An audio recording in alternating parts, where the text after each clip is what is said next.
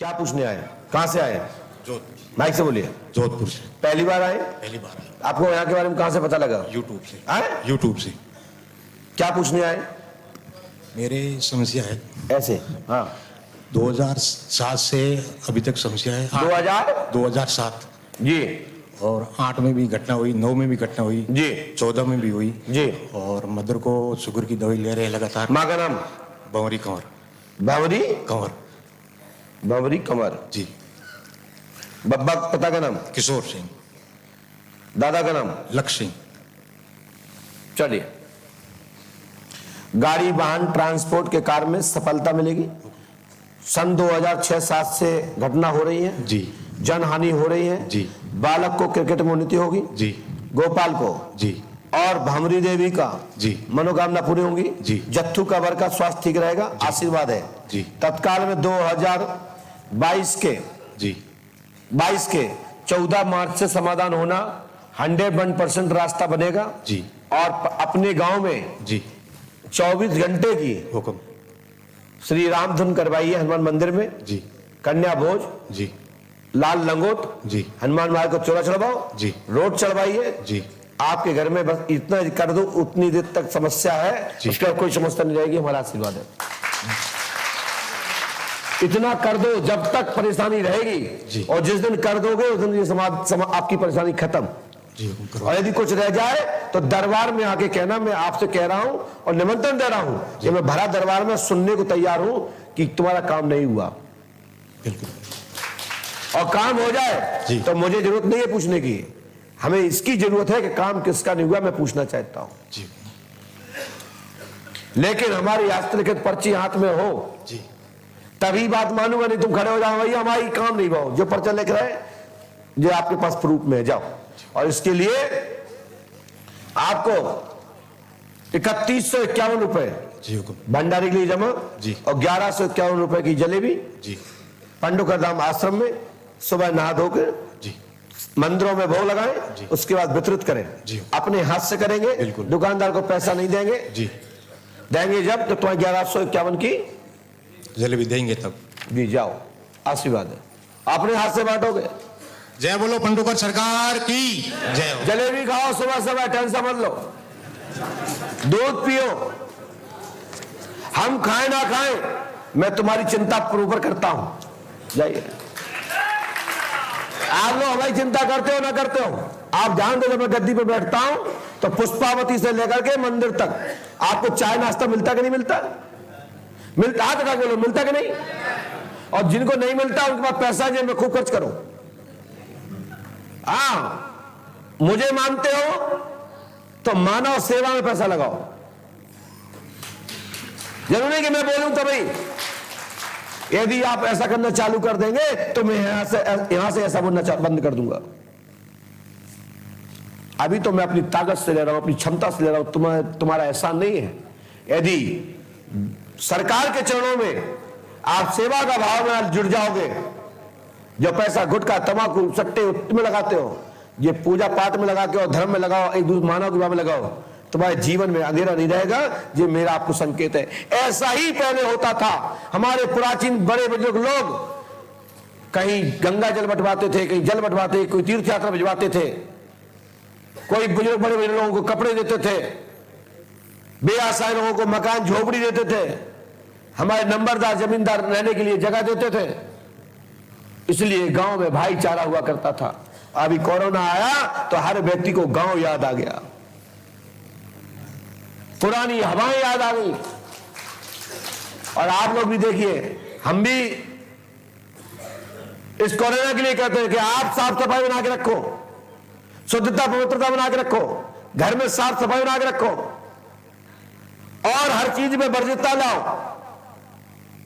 जो आवश्यकता है वही प्रवेश जाए। जीवन में अनेक बीमारियां भाग जाएंगी, ये तो कोरोना है, कोई बीमारी प्रवेश नहीं करेगी। हम तो बराबर कहते हैं आओ मेरे पास आओ, मेरे पास आओ, मेरे पास आओ। हम तो एक भी ताबे में डालते हैं, लेकिन एक मार्क्स लगा रखा है हमने काय का, श्री पंडोकस का मार्क्स। लेकिन गाइडलाइन लगाना पड़ता है, वो कपड़े का होता है, लेकिन अंदर से कहता हूं बाबा लगा रहा हूं, तुम जानना जैसे कि अंग को कोई देख ना ले, कपड़े पहन रहा हूं तो ये भी अंग मान लिया आपने कि ये भी लगाए हैं, क्योंकि हमारे टाइम में, आपके सभी बड़े बड़े लोगों के टाइम में मुफलर, रूमाल, गमछा चलते थे। हमारे बड़े बुजुर्ग लोगों की दिमाग को पकड़ोगे कभी नहीं पकड़ पाओगे। जितने ही लोग भौतिक बात की चमक धमक में भाग रहे हैं, उतना ही जीवन में खिलवाड़ कर रहे हैं, अपने आप के शरीर को नष्ट कर रहे हैं। इसलिए मैं आप सबसे अपील करता हूं कि सभी बीमारियों से बचना है तो साफ सफाई बना के रखें। जो हमारे बड़े बुजुर्ग लोग कहते थे बाहर से आओ तो बाहर पैर धो, अंदर घुसने के पहले बच्चों से जब लिपटो तब पहले पुराने कपड़ा जो पहन गए थे बाहर वो खूंटी पे टांग दो, और घाम में टांगते थे आंगन में, जिससे कि धूप के माध्यम से जो भी इसमें स्मेल हो खत्म हो जाए, और फटकार के जल छिड़क करके अंदर ले जाते थे। फिर तय करके धुलने वाले कपड़ों में रखते थे, धुले हुए कपड़ों से वर्जित रखते थे। लेकिन अब तो क्या, साहब धुले कपड़ा है, शुद्ध है, भाई मैं पुरानी चड्डी रखी, भाई मैं आपके पुराने कपड़ा रखे, भाई मैं ऊपर रखे, ज्यादा धोने वाले होता है वो ऊपर नीचे रखे, क्या धुले हो? बस यही तो कारण है बीमारी का। बोलिए पंडोकर सरकार की। इसके बाद एक सज्जन बहस कर रहे थे कि इतना तो मुझे ही पता है कि मेरा भाई लापता है, मेरा भैया लापता है, जिसका नाम मनोज था। भैया ये पुलिस का प्रकरण है, भगवान ना करे तुम्हारे घर में कोई बिछड़े नहीं, मजिस्ट्रेट सबसे पहले ये कहेगा बताओ पंडोकर सरकार तुम्हें कैसे पता कि इसका मर्डर हो गया, क्या आप उसमें सम्मिलित थे? तो जवाब नहीं मिलेगा, तुम तो कह के खड़े हो जाओगे पंडोकर सरकार ने बताया। तो हमारे यहां चोरी धन मर्डर नहीं बताया जाता, और बताया जाता है तो जिस थाने में एफआईआर हुई वो थानेदार मेरे पास आए, मैं बताने के लिए तैयार हूं।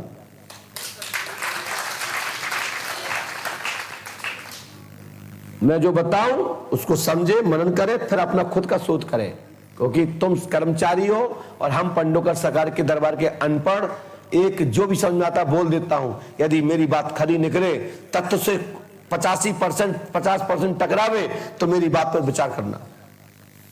मैं नहीं कहता हूं कि मेरे पर्चे पे एफआईआर कर दो, लेकिन मैं भी बताने के लिए क्षमता रखता हूं। बताया जा सकता है, लेकिन बताएंगे, तुमने मेरी सहायता नहीं करी तो बाहर के लोग गुंडा आएंगे, ठक ठक ठक ठक करके चले जाएंगे, वे कहेंगे पहले जय को निपटाओ, जय बताओ बार बार। लेकिन इसकी परवाह नहीं है, शासन मुझे जानता है, प्रशासन मुझे जानता है, तभी तो पंडोकर धाम में शासन प्रशासन निरंतर आप पंडोकर धाम में बराबर दर्शन में देख रहे हैं। आईएएस, आईपीएस, पीसीएस, कलेक्टर, तहसीलदार, मजिस्ट्रेट, नेता, राजनेता, केंद्रीय, आप 10 दिनों में देख रहे होंगे निरंतर यहां आते रहते हैं। और कैसे खड़े होते हैं यहां पे? हर जगह तो मंच बनता है, यहां आम आदमी की तरह रहते कि नहीं रहते? बताइए, आप लोगों ने देखा? और कहीं के गुरु होते तो नेताजी के हाथ पकड़े फिरते, दादा अंदर चलो, दादा बाहर चलो, दादा अंदर घुस जाओ, दादा बैठ जाओ। यहां नहीं, यहां एक ही दादा है, हनुमान जी पंडोकर सरकार दादा, और सब छोटे छोटे दादा हैं, सब इनके अधीन है। हमारे तो एक ही दादा हनुमान जी पंडोकर सरकार दादा, और यही दद्दा है, और यही बब्बा है, और यही संत है। तो 10 दादा के चक्कर में जो मर जाओगे, हमारे एक ही दादा पंडोकर सरकार दादा, इसके अलावा किसी की कहीं नहीं चलती। हम एक बार इसमें इसी बात पे एक बात कहते हैं कि पंडोकर सरकार के चेला बनो, और फिर अपने आप को ये मत समझना कि मैं अकेला हूं, तुम और पंडोकर सरकार साथ रहोगे, 2 होंगे आपके साथ। मैं पंडोकर सरकार का चेला हूं ये मत समझो मैं अकेला हूं।